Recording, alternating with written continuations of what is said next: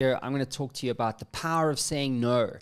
Now, when I had founded a company called Digital Kung Fu, which eventually grew to over $1 million and then sold, along with a few other companies as part of the group, it wasn't easy to get there. And it took a lot of guts and courage. Specifically, though, at one point in time, it was probably after about a year, we had made about 3 million in sales, and we needed to find that kind of next step of growth.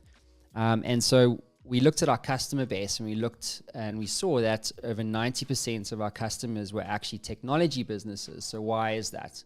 And so when we asked them, what they said was that they liked our speed and our ability to execute, and we kind of understood technology quite well. And so it didn't take long for us to realize that we needed to niche down on the technology space. So what that meant was we repositioned the entire company to be a pipeline generation business for technology companies only.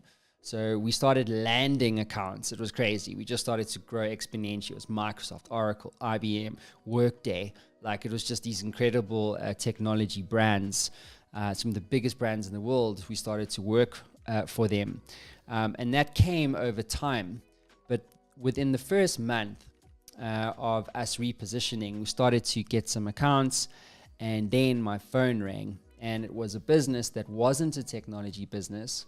And they had $1 million to give us for some work.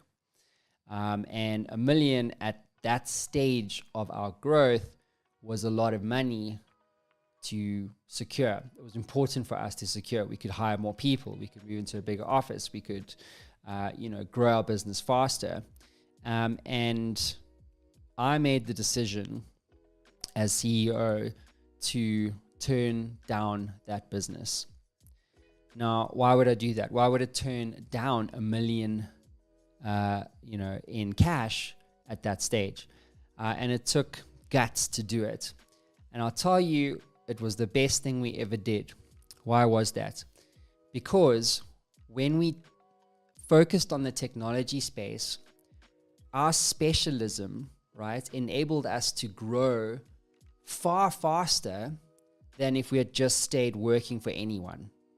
In other words, that $1 million that we were offered, I made 3 million in sales by just specializing in tech. In other words, I made 3 times the amount of money by saying no to a customer that wasn't our ideal customer. Are you a technology business? Are you like Microsoft? Yes or no? Are you a SaaS company? Yes or no? Are you no? Well, then you're out. And our ability to focus, right, started to change our whole story, our whole experience as a business. Our customer experience was unique. It was different. It was what customers were finally looking for, and the lights just shot out. Bang! We shot the lights out. It was like a fucking rocket ship, and it was amazing. And it was, looking back now, it was scary to turn that down, but we absolutely crushed it by saying no. And the lesson is that you don't define yourself by saying yes to something. You define yourself and your business by saying no. I am not for everybody. I do this for this customer. I solve this problem for this customer. And that is the bottom line. The bottom line. Because the bottom line is what matters in business. Are you growing? Are you scaling? Are you growing exponentially? Are you making more profit? Are you creating a story that ultimately will enable you to sell your business for millions of dollars? Because without the story, without the growth, you cannot sell. No one's going to buy your business if your story sucks and you've got shitty numbers. So think about your niche. What is your niche that you can own? What is the unique problem that only you can solve? And that if you solved it, how big is that problem in the marketplace?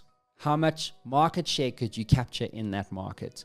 How much capital, money, growth, cash could you generate in a 12-month period if you focused on solving that problem? So the big news, the big lesson here, guys, to leave you with is think about saying no. What are you saying yes to that is sucking your productivity, sucking the revenue, and sucking the opportunities out of your businesses?